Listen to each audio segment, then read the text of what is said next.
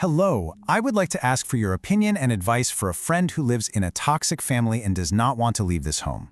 The situation is long and complicated. Since childhood, the parents have been in systematic domestic violence between the father and the mother. The girl continues to live with them and tries to solve their problems and save them from frequent scandals. She herself, 26 years old, has long been unable to sleep, eat, work, and lead a normal life, but she continues to try to protect one from the other. I often try to talk to her that this cannot continue and she must leave this home, but she is convinced that if she leaves them, it will get worse. Wow, that is just an incredibly painful and heavy situation, not just for the person going through it, but for you, the friend who's trying so desperately to help. That feeling of powerlessness can be absolutely overwhelming. So let's use a professional lens to really understand the powerful forces at play here, and more importantly, figure out a way to offer genuine support. Okay, so let's get right into it. The first and most important question, the one I'm sure is on your mind, is why? Why doesn't she just leave? I mean, from the outside, it seems like the most logical thing in the world. But to really get it, we have to look past logic and dive into the deep psychological patterns that are keeping her stuck. Our first instinct is to think it's stubbornness, right? That she's just choosing this. But her reality is so much more complicated. Staying isn't a choice in the way you and I might think of it. No, it's a deeply programmed response, built over years and years on a foundation of intense fear and overwhelming guilt.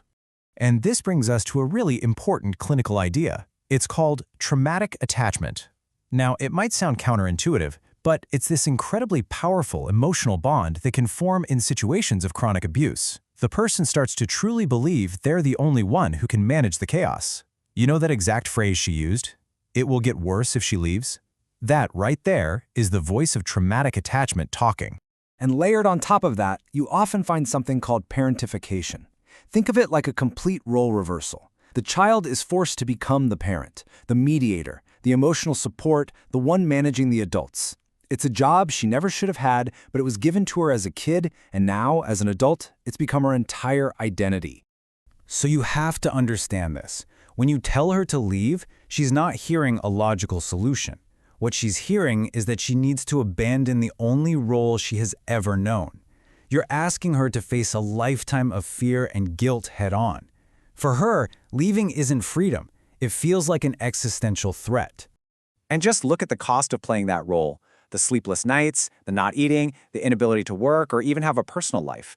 This isn't just a sign of stress. This is what a person's body and mind look like when they are stuck in a constant, high-alert survival mode. Her system is completely fried. We are not looking at a bad period. We are witnessing the physical result of severe long-term trauma. And this brings us to our next section. And I'll be honest, this is probably the hardest part of this whole discussion. It requires a pretty major shift in how we see your friend's role in this whole system. And it means we have to face a very uncomfortable truth. You see, all of her efforts, which come from a place of love and duty, they feel like they're helping. It feels like she's the glue holding everything together. But the hard reality is, her being there isn't actually solving the core problem. This is so important to remember. The domestic violence between her parents, that's their dynamic.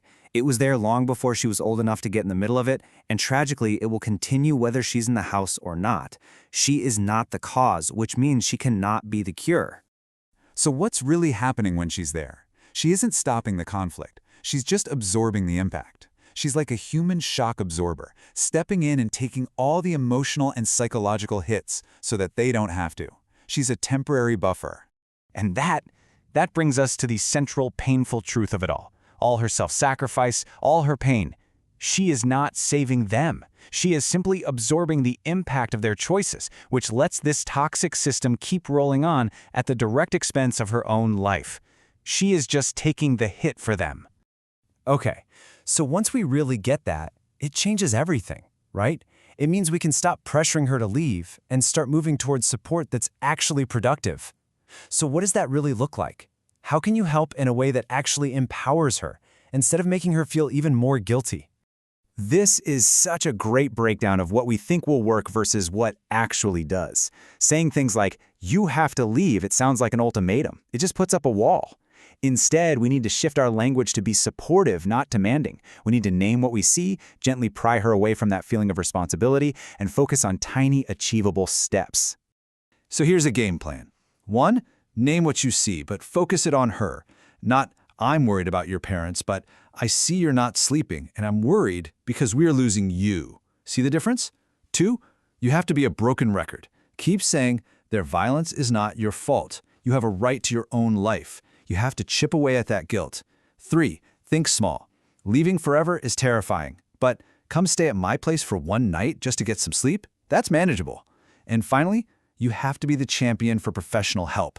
This is above your pay grade. It requires a therapist who really understands trauma. And now, before we wrap up, we absolutely have to talk about you, the friend, the helper. Because watching someone you love go through this is profoundly draining. It is so easy to get lost in their crisis and completely forget about your own emotional health. So let's just take a second to focus on you. You need to ask yourself this question and be honest. In your desperation to help your friend, are you also trying to be the savior? Are you burning yourself out trying to fix a situation that ultimately you cannot control? Just recognizing that is a huge first step. And let me be crystal clear about this. You have every right to set your own boundaries. You can love your friend, you can be there for her, and you can protect your own peace of mind. Your well-being is not selfish, it is essential. You can't pull someone from the water if you're drowning right alongside them. And sometimes, this is the most powerful and the most loving thing you can possibly say. It communicates unconditional support. I am here for you, while also holding a really firm, healthy boundary, but I cannot carry this for you. It puts the power back in her hands, where it belongs, and it lets her know that whenever she is ready to take one small step, you will be there. And that is the most genuine help you can offer.